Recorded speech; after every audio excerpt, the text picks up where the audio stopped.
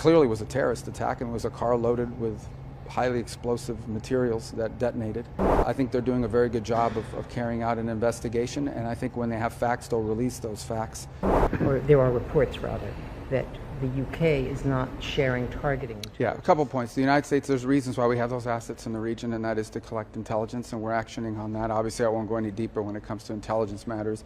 I did see a CNN report yesterday. I'm not going to go into great detail and to say that it's a false story. It's a fake story.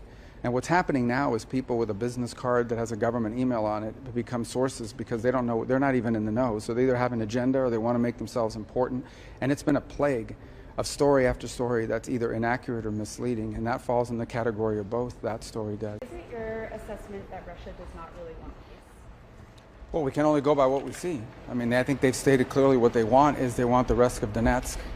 And obviously the Ukrainians aren't going to agree to that. So what we see now is they continue long-range strikes into Ukraine, obviously to degrade their electrical grid and try to demoralize the country or what have you. And they've made some gains in Donetsk, and they're losing 7,000 soldiers a week, 7,000 dead soldiers a week from Russia's side.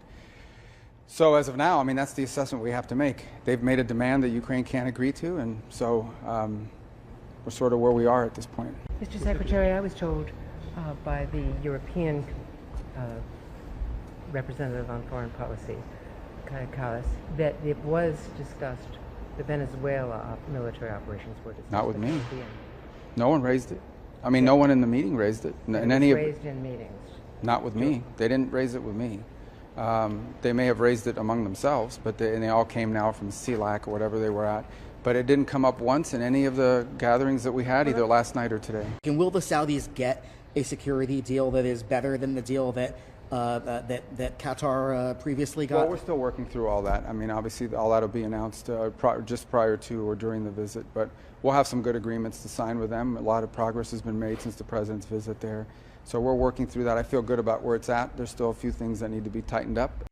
Nothing has happened in this entire process that has impeded our ability to identify drug boats and strike them. Without getting into details on the you mentioned that. Without getting into details, you like details. Okay, go ahead. You mentioned the story the other day is fake news. It's fake news. Has there been no change then in UK sharing of intelligence? We have very strong partnerships with the UK and other countries. Again, nothing has changed or happened that has impeded in any way our ability to do what we're doing, nor are we asking anyone to help us with what we're doing in any realm, and that includes military. It clearly was a terrorist attack, and it was a car loaded with highly explosive materials that detonated and killed a lot of people. But I think they're doing a very good job of carrying out an investigation, and I think when they have facts, they'll release those facts.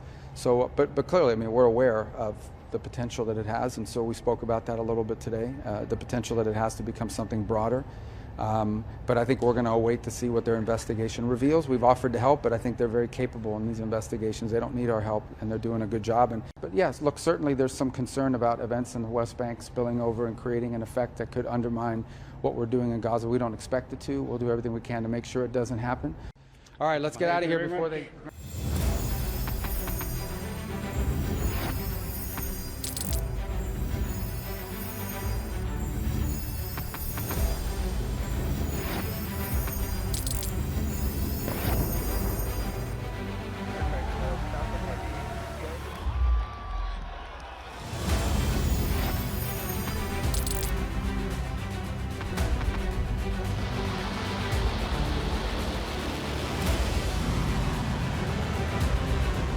Been fighting so long and so hard that they don't know what the they're doing.